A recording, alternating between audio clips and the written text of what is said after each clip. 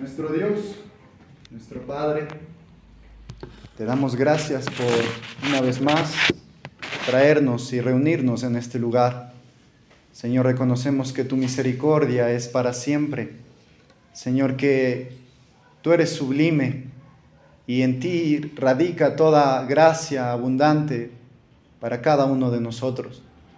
Señor, tú haces salir tu sol sobre justos e injustos, traes lluvia y traes bien a nuestra vida, Señor. Y en este momento te rogamos, te imploramos por tu gracia, Señor, que seas tú hablando, que seas tú haciendo lo que ningún hombre puede hacer, que es llegar a los corazones. Señor, que a través de la iluminación del Espíritu Santo sea tu verdad aplicada a cada una de nuestras almas, porque te lo pedimos, oh Dios, en el nombre de Cristo Jesús. Amén. Amén. Antes que nada, mis hermanos, permítanme presentarme. Mi nombre es David Paguay. Soy miembro de la Iglesia Bautista Reformada Providencia en el sur de Quito. Nos congregamos ya hace más de 2 años, cuando todavía era misión. Y por la gracia del Señor tuvimos la oportunidad de ver cómo el Señor iba expandiendo, iba añadiendo a su iglesia a los que iban a ser salvos.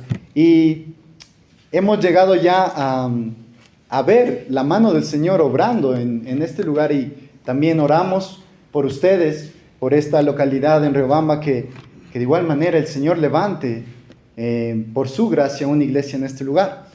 Mis hermanos, actualmente estoy estudiando en el Seminario Bautista Confesional del Ecuador y estoy preparándome para mi servicio al Señor también. Así que abramos nuestras Biblias, mis hermanos, acerquémonos a la primera carta del apóstol Juan. Vayamos a Primera de Juan, capítulo 2. Vamos a leer el versículo 2. Primera de Juan, capítulo 2, versículo 2.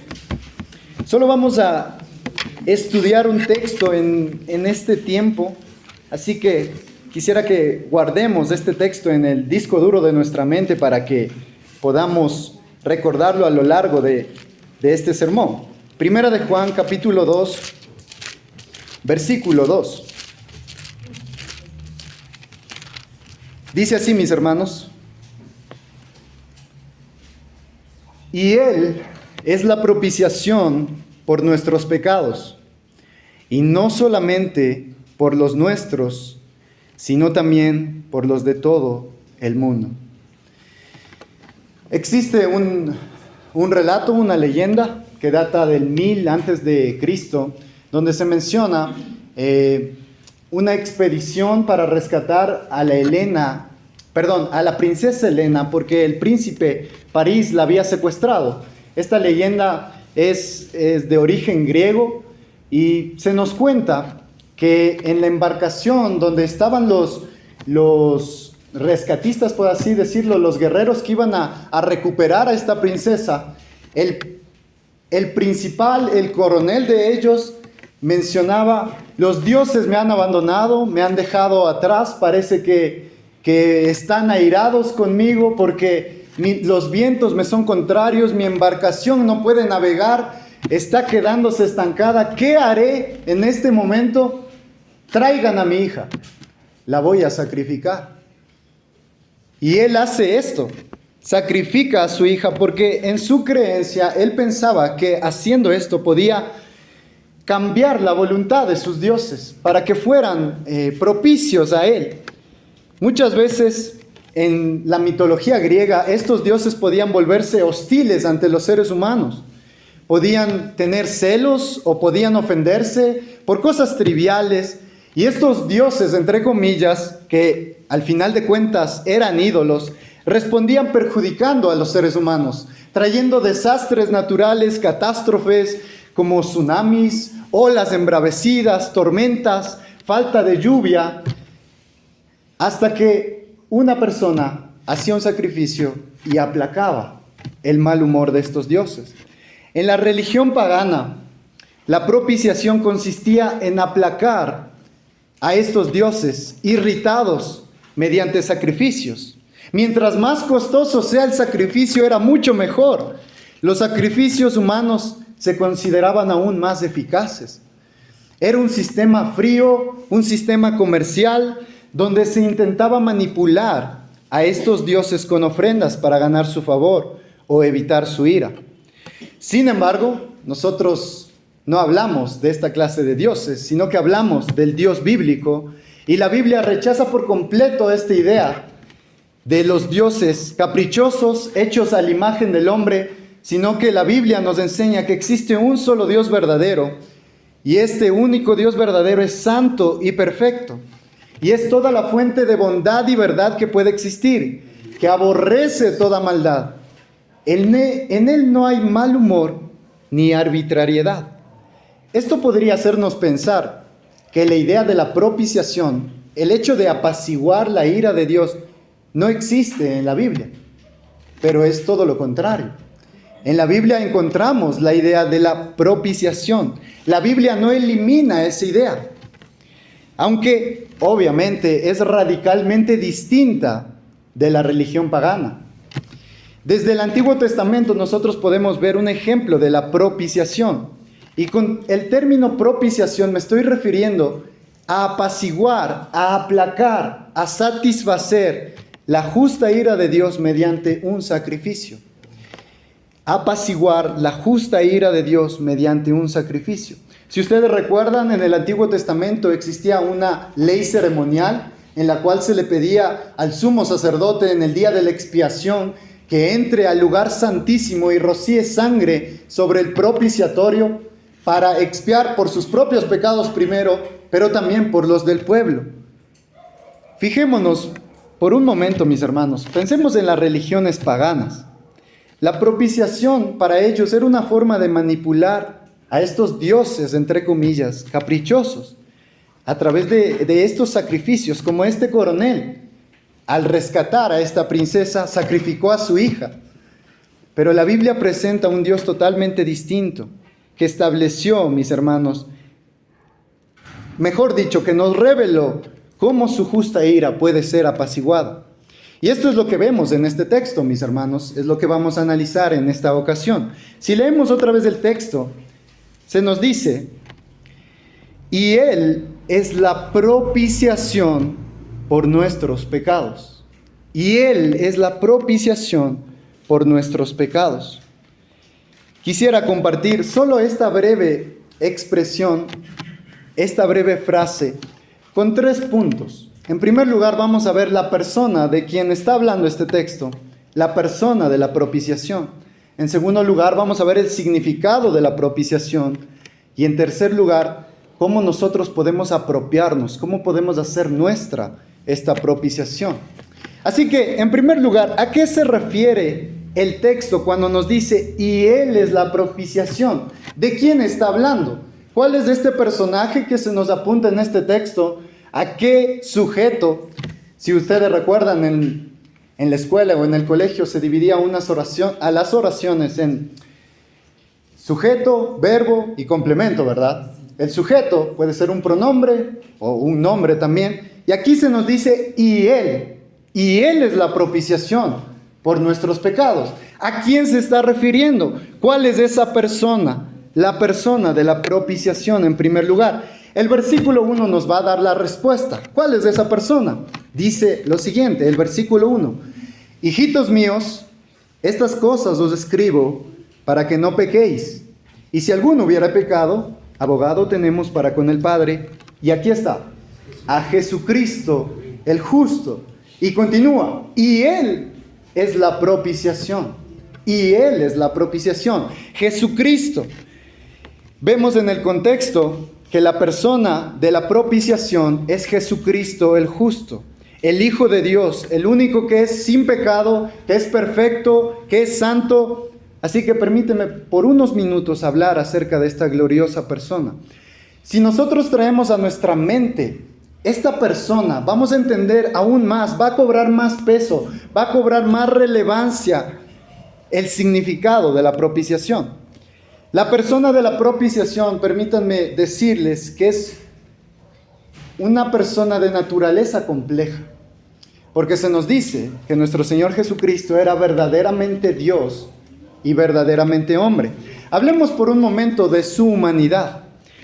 Refiriéndose a Jesús en este texto, podríamos nosotros considerar su naturaleza humana de forma completa. Nuestro Señor Jesús nació con una naturaleza humana. Nosotros podemos recordar el texto donde se nos menciona que el ángel se le presentó a María y le dijo: María, el poder del Altísimo te cubrirá con su sombra y darás a luz un hijo y pondrás por nombre Jesús. Y Jesús es el Salvador. De hecho, el nombre Jesús significa Salvador. Y Cristo significa el ungido, aquel que fue prometido desde el Antiguo Testamento, quien iba a ser hijo de Abraham, hijo de David. Así es como inicia el Evangelio de Mateo. Nuestro Señor Jesucristo fue de la sustancia de su madre. ¿A qué se refiere esto? Que fue carne de nuestra carne y hueso de nuestros huesos, excepto en nuestro pecado. Él sufría todas las limitaciones humanas que nosotros experimentamos, como por ejemplo el hambre. Jesús tuvo hambre. En cierta ocasión se quedó dormido en una barca y todos sus discípulos se asustaron porque la tormenta empezaba a descontrolarse y uno fue corriendo y le dijo: ¿No te produce nada que vamos a morir? Y el Señor Jesús se levantó y habló. Y el mar se apaciguó, las olas se calmaron, el viento se tranquilizó. Él también fue tentado en todo, pero Él nunca pecó. Jesús fue el hombre perfecto, el único en quien no habitó pecado alguno. No tenía ninguna mancha de depravación. Incluso aquel pecado que se nos es heredado por la caída de Adán. Cuando nosotros nos enfocamos en el relato de Génesis, cuando Dios le mencionó este mandato a Adán: de todo árbol del huerto podrás comer, mas del árbol del conocimiento del bien y del mal no comerás, porque el día que de él comas, ciertamente morirás. ¿Qué es lo que sucedió? Adán pecó. Eva, al ser tentada por la serpiente, comió del fruto y asimismo dio a su marido Adán. Los dos cayeron de ese estado de inocencia a un estado de culpabilidad delante de Dios. Sin embargo, eso no fue solamente para ellos.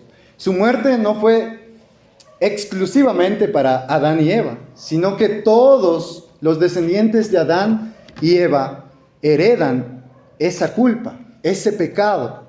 Sin embargo, nuestro Señor Jesús no hereda esa culpa, no hereda ese pecado, ya que Él nació de una forma milagrosa. No hubo un acto sexual para que Jesús naciera. Jesús permaneció sin pecado aún desde su propia concepción. De hecho, el salmista declara: en pecado he sido formado y en maldad me concibió mi madre. Sin embargo, nuestro Señor Jesucristo no puede decir esas palabras, ya que Él no heredó la culpa o el pecado de Adán. La vida de Jesús, siendo verdaderamente hombre, fue impecable en todo sentido.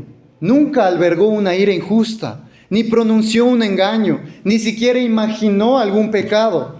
Las tentaciones y los ataques de Satanás se lanzaron contra Jesús, pero fueron como flechas de fuego lanzadas al océano, porque a Jesús no le producía nada.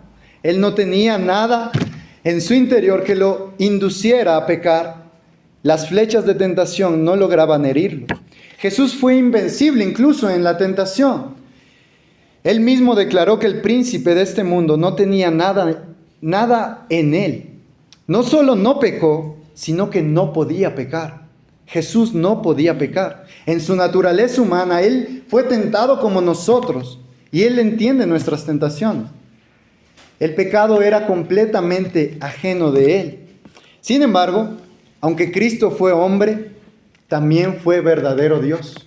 Verdadero Dios. Y aquí es cuando el panorama cambia. Porque nosotros podemos ver e incluso traer a nuestra mente a Jesús como hombre, pero cuando traemos su divinidad, estamos ascendiéndolo, estamos poniéndolo en una categoría superior, porque toda la plenitud de la deidad habitaba en forma corporal en Jesús. Él fue verdadero Dios y su humanidad no disminuyó su deidad infinita. Él era Dios de Dios. El eterno Creador, por quien todo fue hecho, se encarnó. Existe una palabra que se humanó. Él se hizo hombre. El mismo verbo que se nos dice que existía en el principio con Dios y que era Dios, es el que vino a este mundo. El eterno ingresando en el tiempo. ¿Pueden traer eso a su mente? El eterno ingresando en el tiempo. No podemos confiar nuestra propiciación a un mero hombre. Ni todos los hombres y ángeles juntos podrían haber pagado la deuda de un solo pecador. Pero el Dios encarnado pudo soportar esa carga y llevar nuestras culpas.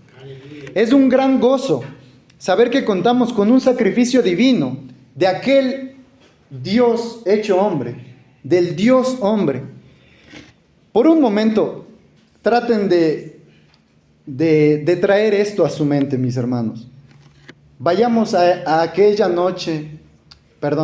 tarde en la que nuestro Señor Jesús fue crucificado. Está ahí en la cruz del Calvario, está desangrándose y lo contemplamos ahí con sus heridas, con su semblante.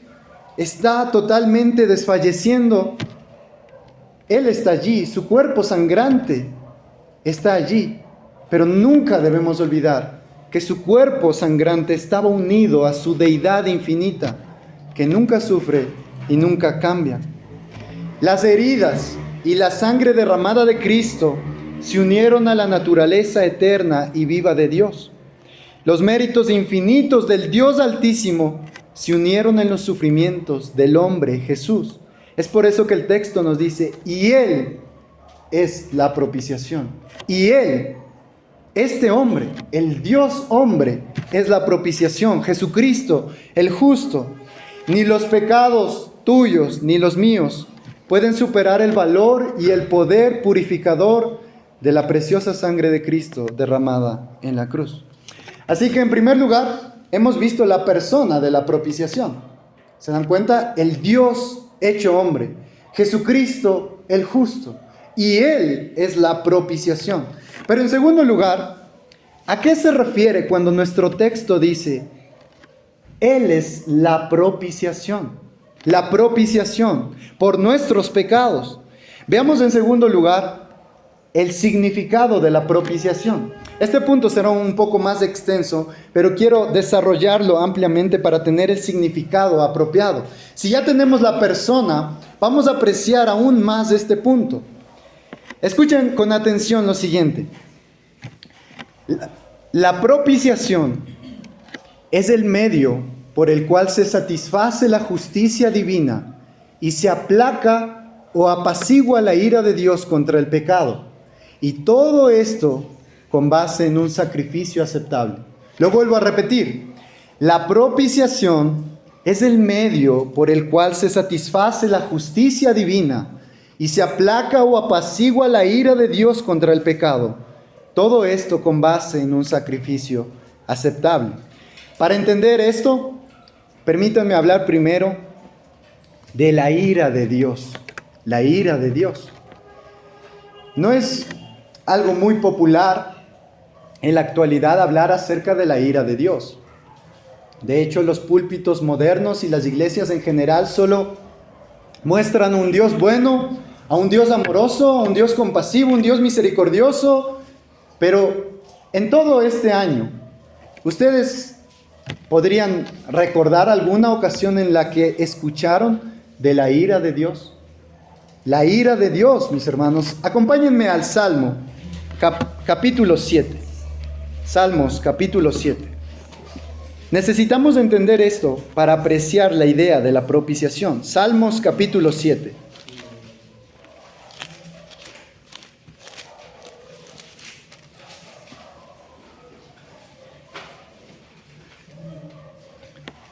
Salmos, capítulo 7, el versículo 11 al 13. Escuchemos con atención estas palabras. Salmos capítulo 7, del 11 al 13 dice: Dios es juez justo y Dios está airado contra el impío todos los días. Está airado. El 12: si no se arrepiente, él afilará su espada. Armado tiene ya su arco y lo ha preparado. Asimismo ha preparado armas de muerte y ha labrado saetas ardientes. Esto es algo impactante. Cuando nosotros traemos a consideración estas palabras, realmente podría provocar algo intenso en nosotros. Dios está airado contra el impío todos los días. Dios está airado. Y el versículo 12 y 13 nos da una descripción de cómo Él traerá esta ira a manifestarse. El versículo 12: si no se arrepiente el impío, Dios afilará su espada. Es una imagen en la que nosotros podemos ver a Dios afilando su espada, y en el contexto, estos hombres de guerra sabían qué clase de espada se usaba. Sabían qué clase de filo tenía que tener una espada para penetrar contra su adversario. Armado tiene ya su arco. Todas estas expresiones son frases de guerra, son frases de batalla. Espada, tiene un arco y lo ha preparado. Esa expresión es que Él ha tensado el arco y lo tiene tensado de tal manera que está apuntando al impío. Dios está airado y va a hacer justicia contra el impío. El versículo 13: asimismo ha preparado armas de muerte y ha labrado saetas ardientes. Saetas son flechas. Estas expresiones nos traen una imagen de Dios en la cual nosotros podemos ver su ira. Dios es santo y su ira se involucra también con su santidad. Si Él es santo, Él debe odiar todo pecado y odia todo pecado. Y su ira arde, como dice el texto, contra el impío o contra el pecador. Él no solo odia las acciones, sino odia al que comete esas acciones. No solo odia la impiedad, sino que el texto dice que Él está airado contra el impío mismo. Nunca la ira de Dios podría ser asimilada como la ira del ser humano. Esto es una aclaración clave que nosotros deberíamos traer a nuestra mente. Nosotros no podríamos tomar la ira de un ser humano y decir: bueno, si un ser humano se enoja así, entonces Dios es así tal cual. Jamás podríamos hacer eso. Porque en la ira del hombre no obra la justicia de Dios. Muchas veces la ira de Dios es mal entendida por causa de atribuir las cosas malas de los hombres cuando se enojan a Dios. Vayamos, mis hermanos, a otro texto en Romanos 1. Romanos capítulo 1. Recuerden, estamos hablando de la ira de Dios.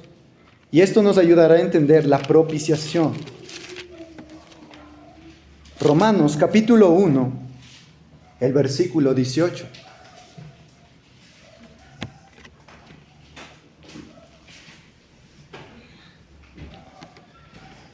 Romanos 1:18 dice: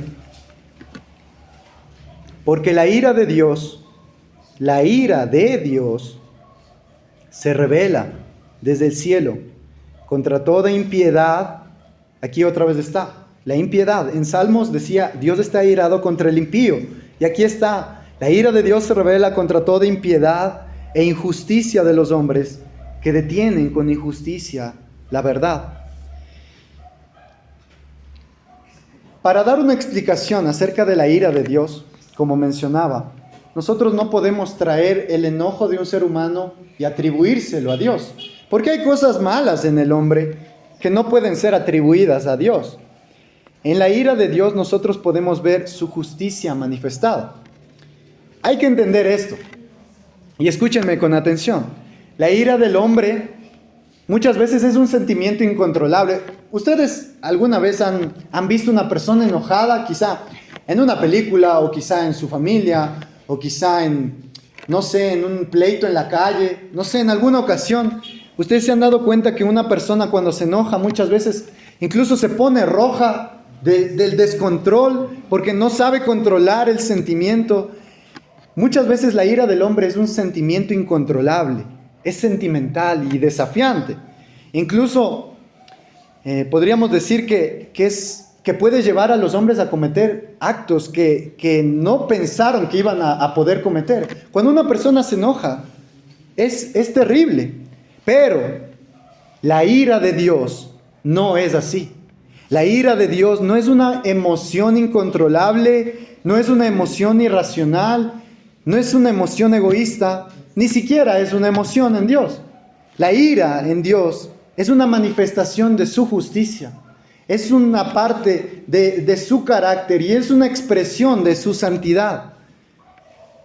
La ira de Dios es que por causa de su santidad, de su justicia y amor por todo lo que es bueno, Dios aborrece el pecado.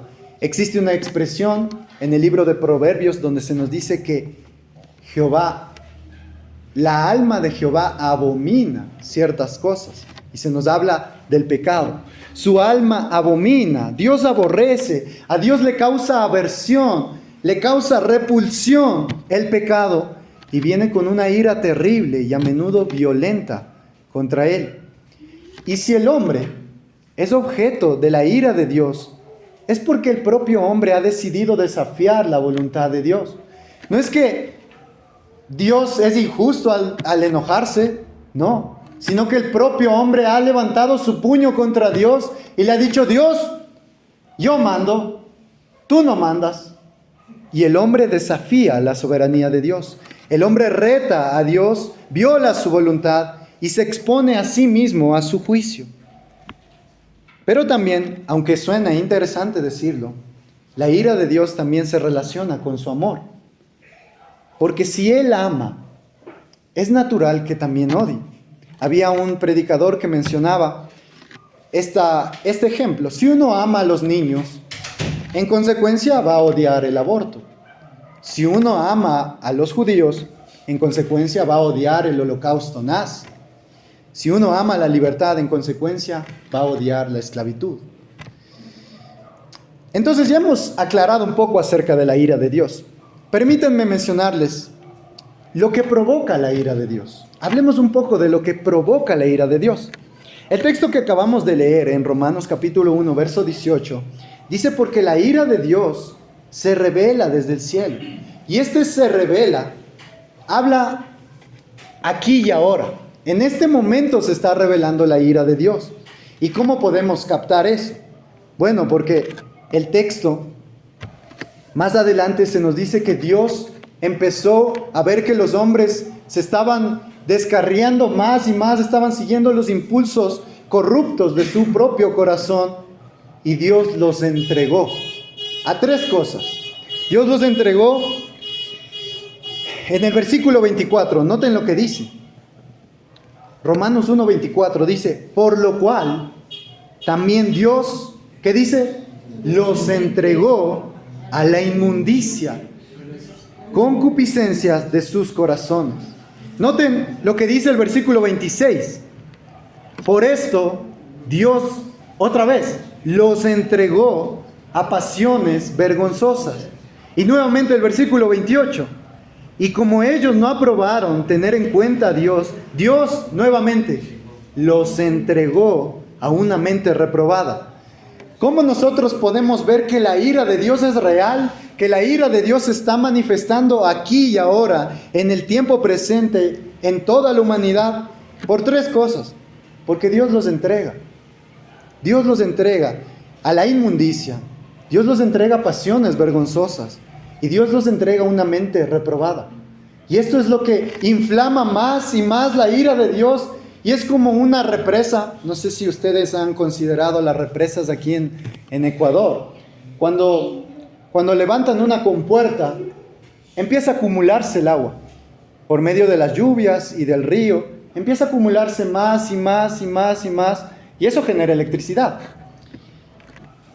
Se nos dice que como los hombres están tan corrompidos y se están entregando a ellos mismos, Dios los entrega a que sigan acumulando ira, y más ira, y más ira, Y la represa se sigue llenando, más y más y más. ¿Y cómo se va llenando? Noten lo que dice el versículo 29. El versículo 29 dice: la humanidad, los hombres, estando atestados de toda injusticia, fornicación, perversidad, avaricia, maldad, llenos de envidia, homicidios, contiendas, engaños y malignidades, murmuradores, detractores, aborrecedores de Dios, injuriosos, soberbios, altivos, inventores de males, desobedientes a los padres, necios, desleales, sin afecto natural, implacables, sin misericordia. ¡Wow! ¿Notan todos los pecados que se acumulan aquí? Y cómo el apóstol Pablo pone a la par a un aborrecedor de Dios, a un inventor de males, con un desobediente a los padres. Son pecados que van acumulando más y más la ira de Dios. Y es por eso que llegamos al capítulo 2. El capítulo 2, noten lo que dice el versículo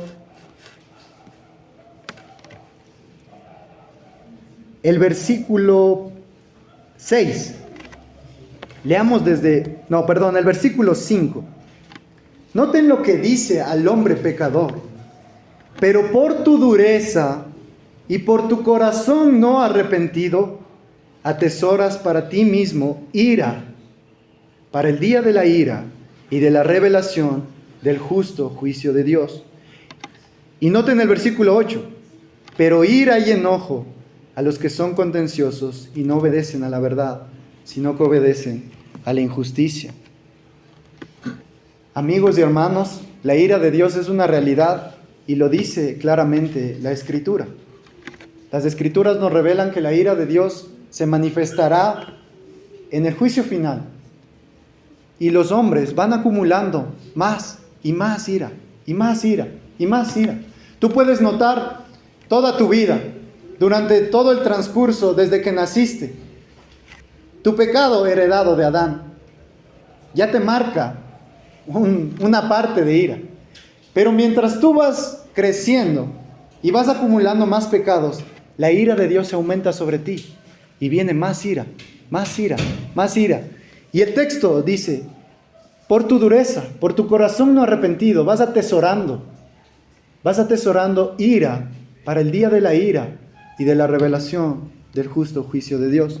Noten lo que dice un autor, Arthur Pink, dice: la ira de Dios es su aborrecimiento eterno de toda injusticia. Es el desagrado y la indignación de la equidad divina contra el mal. Es la santidad de Dios activada contra el pecado. Es la causa motora de esa sentencia justa que Él dicta contra los malhechores.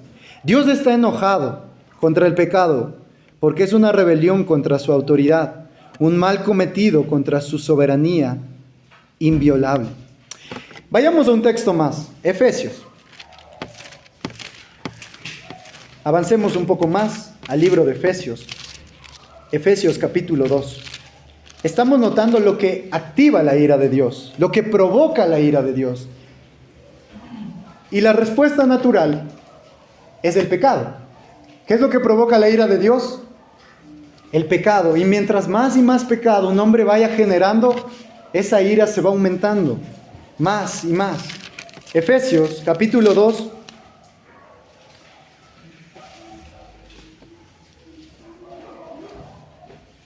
Leamos desde el versículo 1, pero quiero dar una aclaración.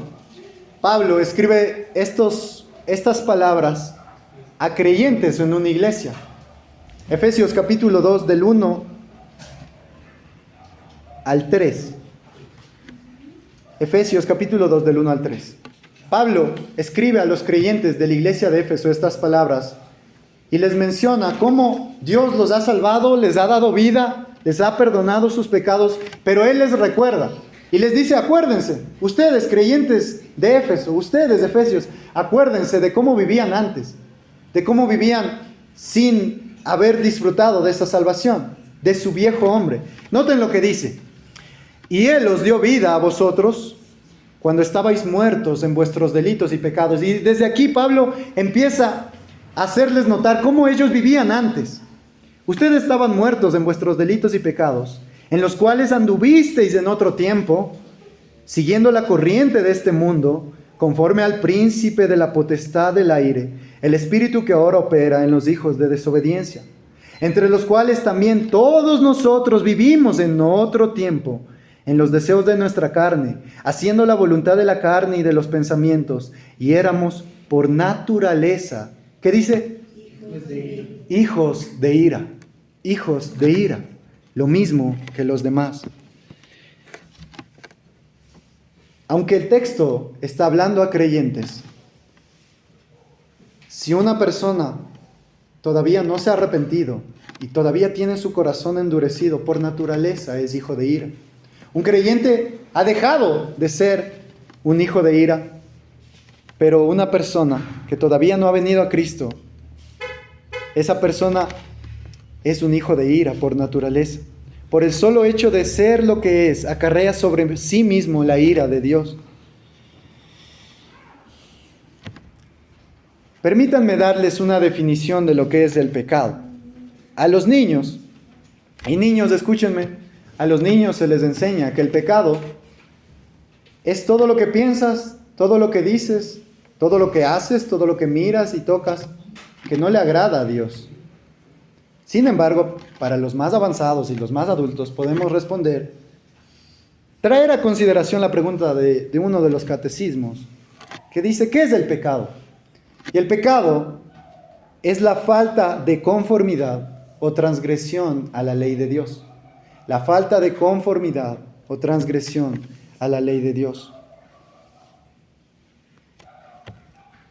Los 10 mandamientos nos muestran la ley de Dios.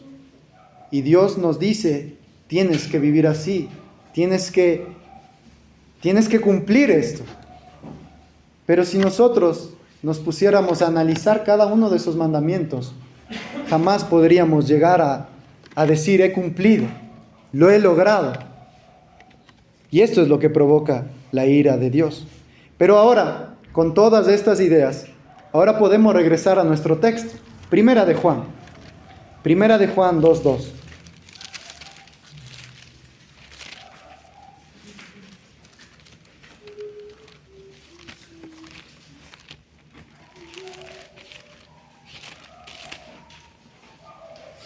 Hasta el momento hemos visto a la persona de la propiciación. Hemos detallado algunas cosas para entender el significado de la propiciación. Pero ahora sí, concentrémonos para desarrollar la propiciación. ¿Qué significa propiciación? El texto al inicio decía, 1 de Juan 2:2, y Él es la propiciación por nuestros pecados. Y no solo por los nuestros, sino también por los de todo el mundo. ¿Cómo puede ser esto posible? Propiciación, si recuerdan lo que mencionaba al inicio, es aplacar, es apaciguar, es calmar la ira de Dios por causa del pecado con un sacrificio. Y ese sacrificio debe ser un sacrificio aceptable. Sin embargo, podríamos hacernos una pregunta. ¿Cómo satisfacer la ira de Dios?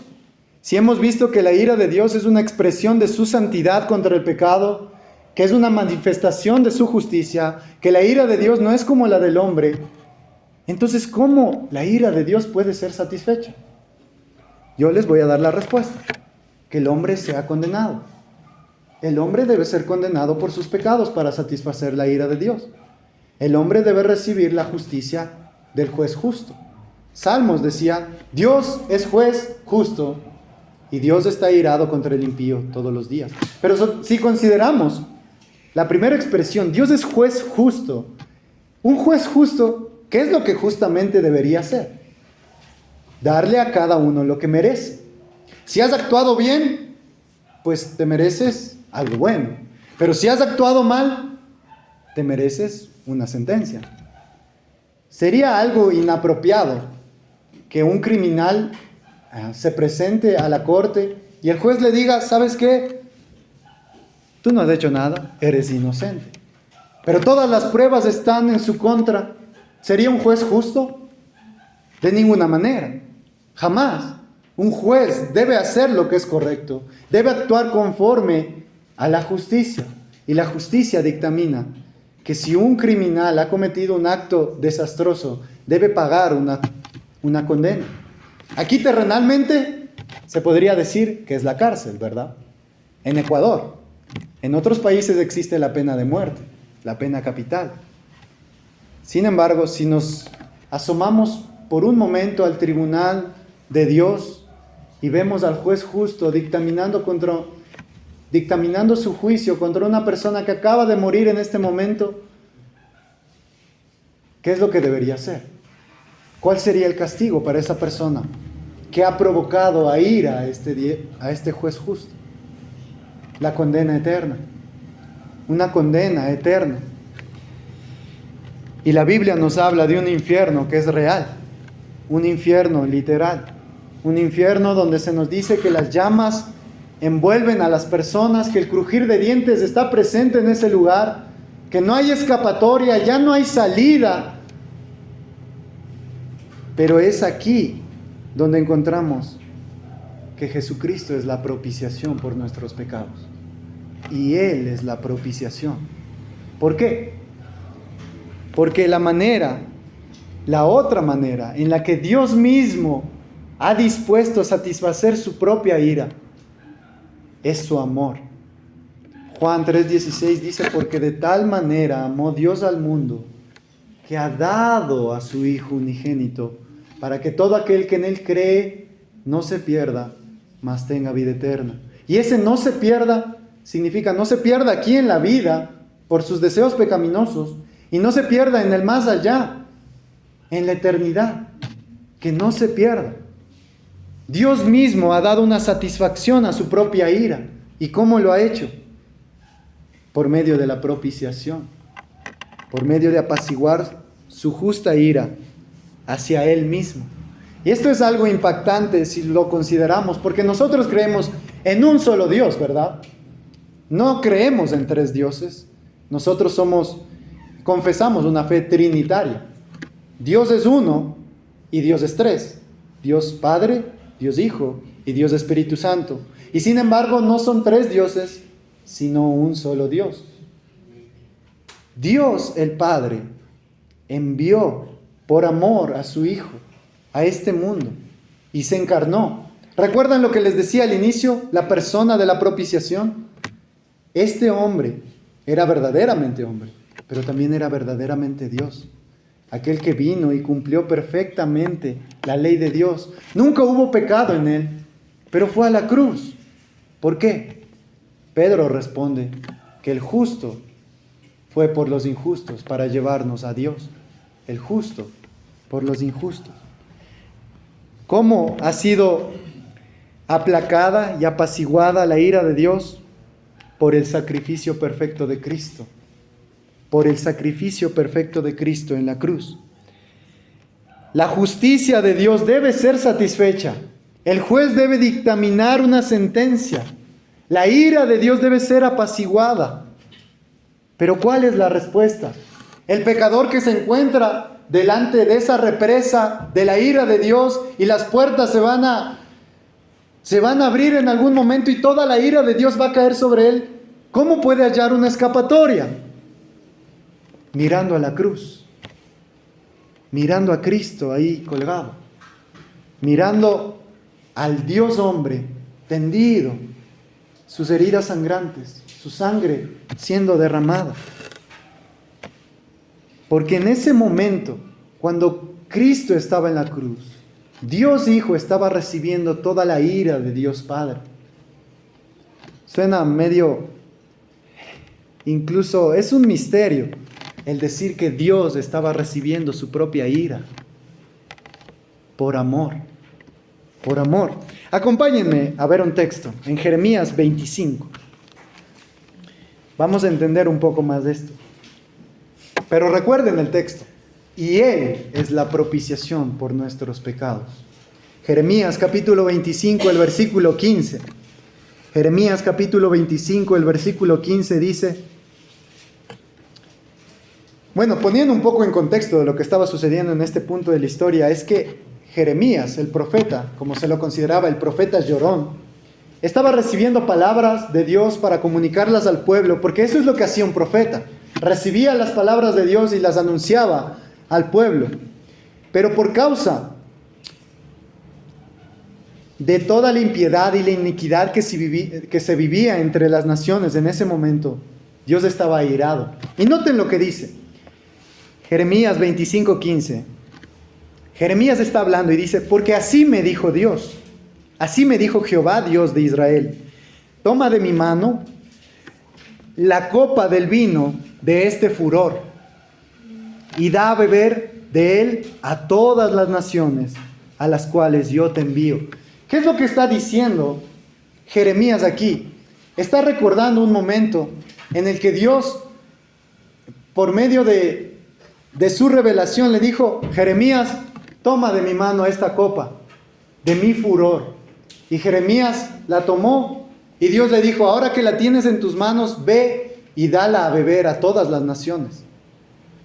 Lleva esta copa y bríndales a todas las naciones esta copa. Pero no es cualquier copa, es la copa del furor de Dios. Y esto nos ayuda a entender Mateo. Vayamos a Mateo. Tengan esto presente en su mente por un momento. Mateo capítulo 26.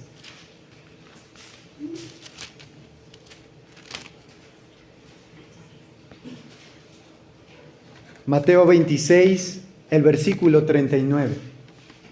Recuerden, Dios le había dicho a Jeremías: Jeremías, toma esta copa del furor y da a beber a las naciones. Pero existe otra copa más que alguien tuvo que beber. Noten lo que dice Mateo 26, el versículo 39. Mateo 26, 39. Aquí encontramos a nuestro Señor Jesús en el Getsemaní, en aquel huerto, y Él empieza a entristecerse. Noten, Mateo 26, 39. Entonces llegó Jesús con ellos a un lugar que se llama Getsemaní, y dijo a sus discípulos: sentaos aquí, entre tanto que voy allí y oro. Y tomando a Pedro y a los dos hijos de Zebedeo, comenzó a entristecerse y a angustiarse en gran manera. Entonces Jesús les dijo: mi alma está muy triste hasta la muerte. Quedaos aquí y velad conmigo. Yendo un poco adelante, se postró sobre su rostro orando y diciendo: Padre mío, si es posible, pase de mí esta copa, pero no sea como yo quiero, sino como tú. Vino luego a sus discípulos y los halló durmiendo y dijo a Pedro: ¿así que no habéis podido velar conmigo una hora? Velad y orad, para que no entréis en tentación. El espíritu a la verdad está dispuesto, pero la carne es débil. Otra vez fue y oró por segunda vez, diciendo: Padre mío, si no puede pasar de mí esta copa sin que yo la beba, hágase tu voluntad. Vino otra vez y los halló durmiendo, porque los ojos de ellos estaban cargados de sueño. Hasta ahí la lectura. Jeremías nos menciona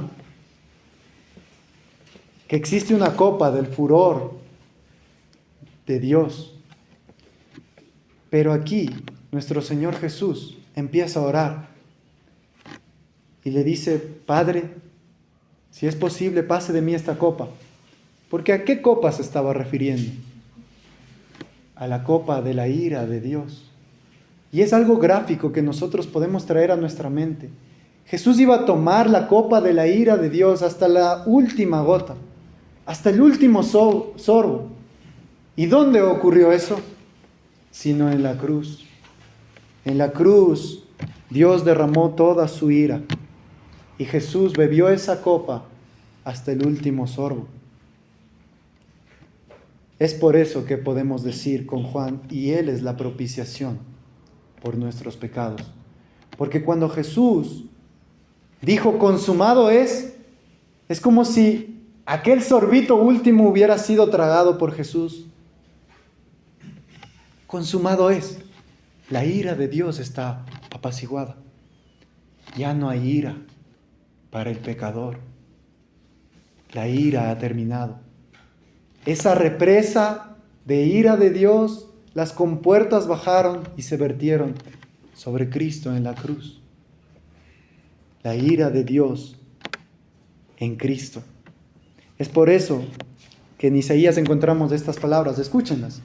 Ciertamente Él llevó nuestras enfermedades y sufrió nuestros dolores, y nosotros le tuvimos por azotado, por herido de Dios y abatido. Mas Él herido fue por nuestras rebeliones y molido por nuestros pecados. El castigo de nuestra paz fue sobre Él, y por su llaga nosotros fuimos curados.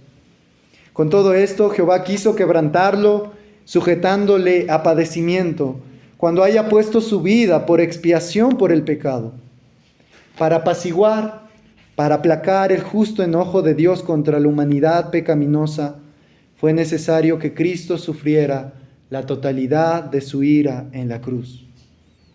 Porque en la cruz, misteriosamente, la ira de Dios se encuentra con su gracia. Porque Dios mismo estaba derramando su ira sobre Cristo, pero por gracia, pensando en aquellos que iban a creer en Él y que iban a ser salvos por esta propiciación. A esto es lo que se refiere la propiciación. El sacrificio de una víctima para apaciguar la ira, para calmar la ira. Es como que una persona está con el ceño fruncido. Podríamos traer a nuestra mente a Dios con el ceño fruncido en su frente, pero cuando Cristo menciona consumado es, Dios Padre da un suspiro. Listo, se acabó. No hay ira. No hay más ira para el pecador. Solo por gracia, solo por Cristo. Pero ahora, más brevemente, permítanme terminar. Menciona algo que lo he puesto a este punto como la apropiación de la propiciación. Y la apropiación, me estoy refiriendo al adueñamiento, a que hagas tuyo esta propiciación. Porque al inicio yo me vi tentado a titular este sermón como Cristo nuestra propiciación. Pero quizá aquí hay alguien que no pueda tenerlo como suyo. Él no puede decir, es mi propiciación. Es por eso que titulé este sermón solo como Cristo, la propiciación. Pero si tú quieres apropiarte de esta propiciación, de que la ira de Dios sea apaciguada sobre ti, de que ya no sigas acumulando más ira para el día de la ira y de la revelación del justo juicio de Dios, es que te apropies de esta propiciación por la fe. Solo creyendo.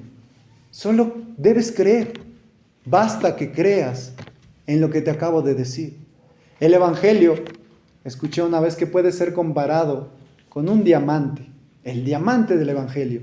Y un diamante tiene varias aristas. Dentro de este diamante podríamos considerar la arista de la regeneración, la arista de la justificación, la arista de la santificación, la glorificación, pero hoy estamos viendo la arista de la propiciación, porque esta es una parte del Evangelio. Jesús dijo, el reino de Dios se ha acercado, arrepentíos y creed en el Evangelio. Cree en lo que te acabo de decir y serás salvo. Si tus pecados se han amontonado, tanto que hay tanta ira para ti como las montañas. De hecho, aquí me agrada en el viaje ver el Chimborazo y cómo es tan alto, y cuando el cielo está despejado se ve tan sublime, es tan grande. Bueno, imagínate que tus pecados han amontonado tanta ira como el Chimborazo. Pero la propiciación lo que hace es cubrir, como el diluvio, es cubrir hasta la montaña más alta. Y cubre y apacigua esa ira. Cubre las cimas más altas. Sobrepasa incluso lo que nosotros podríamos considerar el más mal que podríamos haber cometido. La sangre de Jesucristo es más roja que nuestros pecados y nos lava, y nos lava. Aunque nuestras iniquidades sean las más tenebrosas y amargas, su muerte fue más amarga y tenebrosa. Y la negrura que estaba experimentando en ese momento fue más grande porque era la ira de Dios.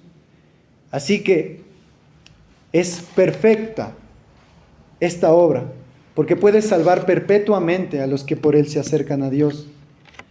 Necesitamos una confianza en Cristo, en la cruz, para que la ira de Dios sea quitada de nosotros. Pero si tú no te arrepientes y no vienes a Cristo en fe y no crees en esto y rechazas, permíteme terminar con un texto que se encuentra en Juan. Juan, capítulo 3.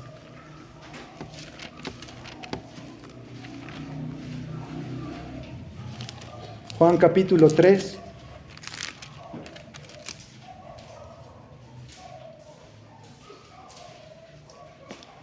Juan 3, 19 al 21. Perdón.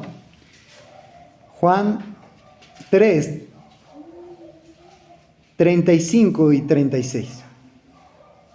Juan 3, 35 y 36. Dice así: el Padre ama al Hijo y todas las cosas ha entregado en su mano. El 36. El que cree en el Hijo tiene vida eterna, pero el que rehúsa creer en el Hijo no verá la vida, sino que la ira de Dios está sobre él. La ira de Dios está sobre él.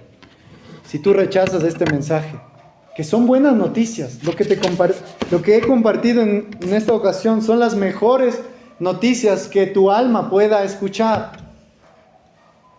porque te he dado la solución a tu problema más grande, a tu propio pecado y esa ira acumulándose para que deje de existir sobre ti. Pero si tú rehusas a creer, el texto es claro, no vas a ver la vida, sino que la ira de Dios está sobre ti. Así que Dios nos ayude. Amigos presentes, yo les ruego que miren a Cristo en la cruz y puedan ver la solución a su problema más grande, que es el pecado, y que dejen de acumular ira, que esa ira ya no exista. Y a los que son creyentes, nosotros podemos decir, y Él es nuestra propiciación por nuestros pecados, y Él es la propiciación por nuestros pecados. Oremos.